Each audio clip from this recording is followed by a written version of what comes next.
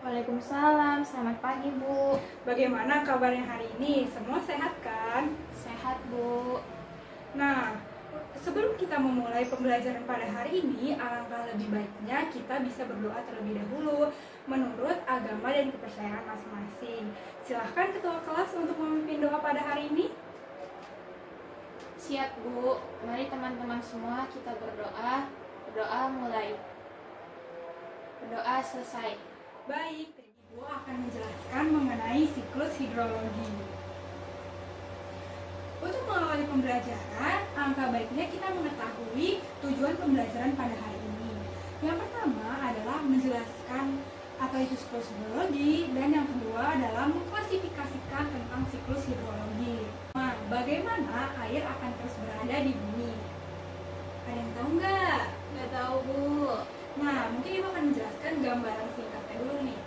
Air itu akan terus ada di bumi dengan bentuk yang berbeda-beda seperti hujan, salju, dan kabut. Nah, air ini, mengapa sih air itu terus berada di bumi? Karena adanya proses sirkulasi air yang menyebabkan air ini terus berada di bumi dan dengan jumlah yang sama dan relatif dinamis. Nah, berikut merupakan gambaran umum dari siklus hidrologi. Nah, siklus hidrologi adalah proses terjadinya sirkulasi air yang tidak pernah berhenti. Hal ini menyebabkan jumlah air di bumi relatif sama, di mana menurut para ahli, total air di bumi mencapai 1,38 miliar kilometer kubik dan jumlahnya tetap sama, senantiasa bergerak secara dinamis pada siklus hidrologi tersebut. Nah, jadi udah tahu kan alasan kenapa air di bumi relatif sama dan tetap, karena adanya proses ini, siklus hidrologi. Tapi siklus hidrologi ini merupakan siklus yang cukup kompleks karena berisi rangkaian-rangkaian tahapan yang akhirnya menyebabkan jumlah air di bumi ini relatif sama. Nah, yang pertama adalah evaporasi dan transpirasi. Evaporasi merupakan proses penguapan dari bahan abiotik, baik dari benda air, dari badan air, danau, dan sungai. Yang kedua ada transpirasi atau proses penguapan dari tumbuhan. Nah, yang membedakan keduanya adalah apa yang diuapkannya. Jika pada evaporasi, yang diuapkan adalah bahan abiotik. Sedangkan pada proses transpirasi yang diuapkan adalah makhluk hidup seperti tumbuhan atau bahan biotik gitu. Pada dasarnya kedua proses ini tetap sama, yaitu proses penguapan yang membutuhkan cahaya matahari untuk naik ke atmosfer. Nah, selanjutnya tahapan selanjutnya adalah evapotranspirasi dan kondensasi. Evapotranspirasi adalah gabungan proses evaporasi dan transpirasi. Contohnya adalah padi dan sawah. Mengapa padi dan sawah? Karena padi sendiri merupakan tumbuhan dan sawah adalah media untuk mengairkan air ke padi. Sehingga pada proses penguapan di evapotranspirasi terjadi secara berbarengan. Selanjutnya adalah kondensasi, yaitu proses pengembunan akibat dinginnya lapisan udara. Hasil pengembunan akan berubah menjadi awan. Nah, pada proses kondensasi ini terjadi setelah proses penguapan yang tadi, baik dari bahan abiotik seperti danau, sungai, dan badan air, kemudian juga dari tumbuhan, sehingga menghasilkan proses kondensasi atau pengembunan, yang artinya uap air yang sudah diuapkan naik ke atmosfer, kemudian mengalami pendinginan dan berubah menjadi zat padat seperti awan. Dan tahap siklus hidrologi selanjutnya adalah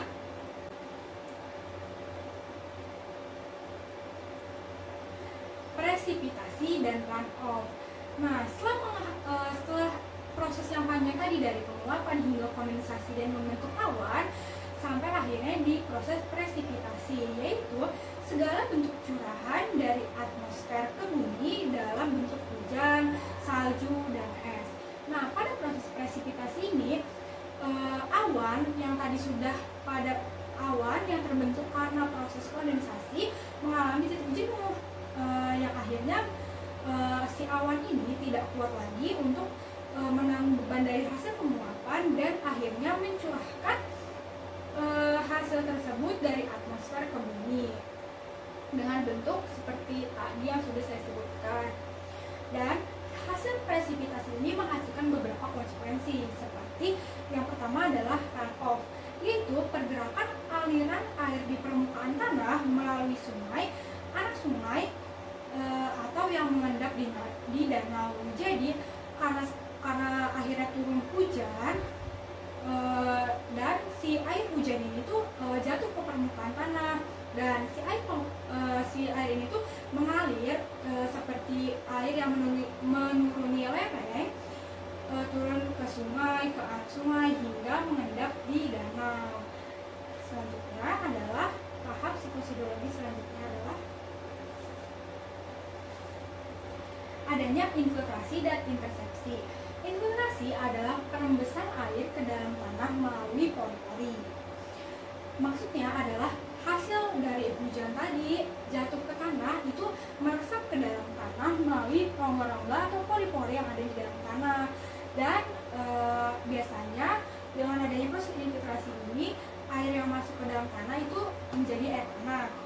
Selanjutnya ada intersepsi, yaitu air hujan yang tertahan pada vegetasi dan tidak sampai ke tanah. Jadi ketika proses hujan terjadi atau presipitasi terjadi, air hujan tersebut tidak langsung jatuh ke dalam tanah, tetapi tertahan di vegetasi seperti tumbuh-tumbuhan, dan air tersebut dimanfaatkan tumbuhan untuk menyimpan cadangan airnya. Nah, sampai di akhir proses tahapan siklus hidrologi nih. Kira-kira apakah ada pertanyaan atau ada yang masih bingung? Karena kan tadi sudah dijelaskan nih gambaran mengenai siklus hidrologi dan rangkaian tahapannya. Ada pertanyaan? Tidak, Bu, sudah Pak. Pendek atau kecil. Nah, siklus hidrologi pendek atau kecil ini dimulai dari laut, air laut yang mengalami penguapan yang biasa disebut dengan evaporasi. Kemudian terjadi proses kondensasi yang menyebabkan terbentuknya awan. Dan awan tersebut digerakkan oleh angin hingga sampai pada titik jenuh dan menurunkan curahan-curahan berupa hujan dan kembali lagi ke laut. Nah, kenapa dikatakan siklus hidrologi pendek atau kecil? Karena sirkulasinya hanya sebatas dari laut kembali lagi turun ke laut. Nah, selanjutnya ada siklus hidrologi sedang atau menengah. Nah, klasifikasi selanjutnya adalah siklus sedang atau menengah. Nah, siklus sedang atau menengah ini pada dasarnya prosesnya sama seperti siklus pendek atau kecil. Yang membedakan adalah cakupan wilayahnya sedikit lebih luas, yaitu melibatkan daratan. Nah, yang pertama, proses terjadinya adalah dimulai dari evaporasi. Dan pada proses evaporasi atau penguapan ini tidak hanya dilakukan di laut, tetapi di daratan seperti di danau, dan di sungai, dan juga di tumbuhan, yaitu proses transpirasi. Nah, selanjutnya adalah proses penguapan yang tadi itu menguap dan membentuk awan yang disebut dengan kondensasi. Dan awan-awan tersebut digerakkan oleh angin, bergerak ada yang ke laut, ada yang ke daratan. Dan sampai hingga di titik jenuhnya terjadilah hujan. Dan hujan tersebut jatuh ke daratan dan juga lautan. Di daratan terdapat proses infiltrasi, yaitu air hujan yang masuk ke dalam pori-pori tanah, seperti yang akan menyebabkan air tanah dangkal dan juga air tanah dalam.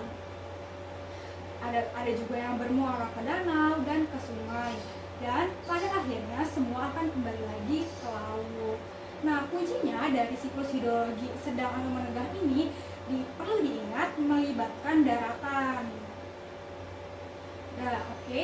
Selanjutnya adalah siklus hidrologi panjang. Nah, siklus hidrologi panjang, jika dilihat gambarnya pasti jauh lebih kompleks dibanding siklus hidrologi pendek dan menengah.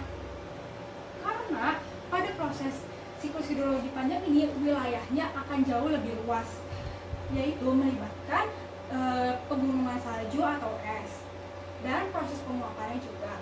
Nah, tidak hanya di daratan dan lautan, tetapi di wilayah es.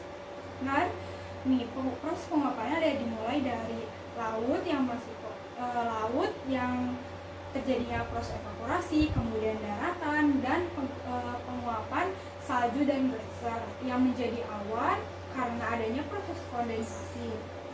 Dan awan-awan tersebut sampai pada titik jenuhnya dibawa oleh angin ke daratan dan lautan dan gunung salju, kemudian sampai di titik jenuh dan menurunkan curahan-curahan seperti hujan, salju, dan es. Nah, jadi pada dasarnya siklus hidrologi panjang ini wilayahnya jauh lebih luas dan durasinya akan jauh lebih lama dibanding siklus hidrologi pendek dan menengah. Karena bisa dilihat hasil dari turunnya hujan salju adalah turun salju berupa gletser yang akan menuju laut, kemudian ada juga dari daratan yang infiltrasi melalui danau dan sungai dan kembali lagi ke laut. Jadi kesimpulan dari materi siklus hidrologi hari ini adalah siklus hidrologi merupakan rangkaian proses sirkulasi air yang menyebabkan jumlah air di bumi relatif sama. Dan selain itu, perbedaan dari klasifikasi setiap siklus adalah durasi waktunya, daerahnya, dan juga ada faktor matahari dan air itu sendiri. Karena tanpa adanya dorongan dari matahari, penguapan tidak akan terjadi. Dan di samping itu, ketersediaan air juga yang mendukung terjadinya siklus hidrologi ini. Alhamdulillah, kita telah menyelesaikan materi siklus hidrologi pada pertemuan kali ini. Semoga materi ini bisa kalian pelajari dengan baik dan bisa diterima dengan baik ya. Terima kasih dari Ibu. Wassalamualaikum warahmatullahi wabarakatuh.